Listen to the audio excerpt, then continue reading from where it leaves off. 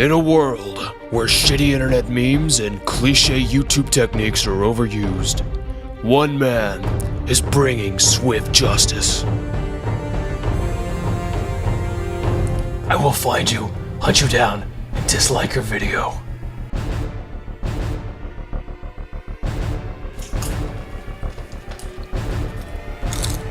What are you doing? Bringing justice. Bringing justice to those who deserve it. Why don't you leave the superheroes for the comic books? Damn it, you're right! Has there ever really been a good superhero game? I mean, think back and try to find one. Okay, further back.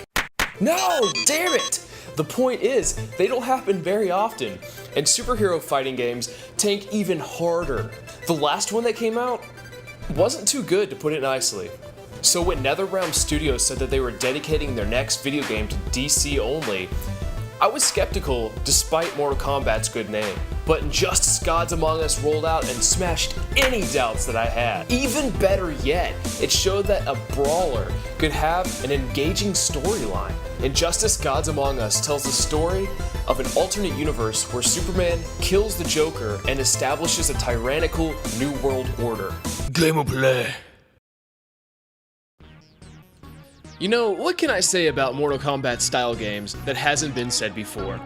Well, not a lot, but I'll tell you this much about Injustice. It is Mortal Kombat with different skins, more storyline, and less fatalities. You play a series of one-on-one battles with 3D characters on a 2D plane, and I'm talking dimensional space that's quite boring, let me stop. The gameplay relies on you memorizing button combinations for different characters, or at least spamming that one combination you know you're good at to pass each level. And trust me, there are a few characters that make spamming way too easy, as well as infuriating. I'm looking at you, Aquaman. Otherwise, you're going to be doing a lot of pausing, looking at moves, executing said moves, rinsing the shame, and repeating. Something I wish Injustice implemented in their gameplay was a meter to allow you to see what button you pressed last in order to know whether or not you performed a move. Something that has always bothered me about Mortal Kombat style games is that I wonder how fast or slow I must press the buttons in order for them to be recognized. Sometimes I would hit the combination on my controller, yet it wouldn't translate over to the game. That's bullshit. The good thing though is that every time you lose, the difficulty goes down until you can proceed on to the next fight. This is crucial simply because I would hate to not finish a game due to difficulty and miss out on such a compelling storyline. Injustice played out like a DC Direct movie and reminded me a lot of Flashpoint, the precursor to the current New 52. I may be biased, but as a big DC fanboy, this made me fall in love with the game. The only downside is that the game is rather short, clocking in at about 5 hours, but keep in mind that games like this don't focus on story mode as much as its online play, so I was rather impressed that Injustice could muster such a satisfying story with tremendously fun gameplay. Garafiaxa. Surprisingly, the beauty in this game doesn't lie with its character designs, but rather the backdrops for the fights. Some of the scenery takes you from areas bright and explosive to parts that are cold and sickly. The array of environments knows no bounds in this game. The interaction with the environments has to be my favorite part of this game as well. Knocking your opponent to another level triggers an animation that often features NPC characters within the DC universe. It was a great way to give a shout out to the characters that didn't make the cut into the game. The best part was getting a small sneak peek at Darkseid, the most heinous of villains, although he is tinier than I imagined him being. Although the character design does take a backseat to the environments, that doesn't mean that it was bad. Each character stays true to their comic book form, and the inclusion to change the outfits through DLC was ingenious. Also, through the DLC, a few extra characters have been added, including Martian Manhunter, Batgirl, Zod, Scorpion designed by Jim Lee, and most recently, Zatanna. The cutscene graphics aren't top-notch, and they definitely could have been better, but I mean, I've seen worse. The sound. Honestly, there isn't much to Injustice's audio department. There is a soundtrack playing during the fights, but I didn't even notice it.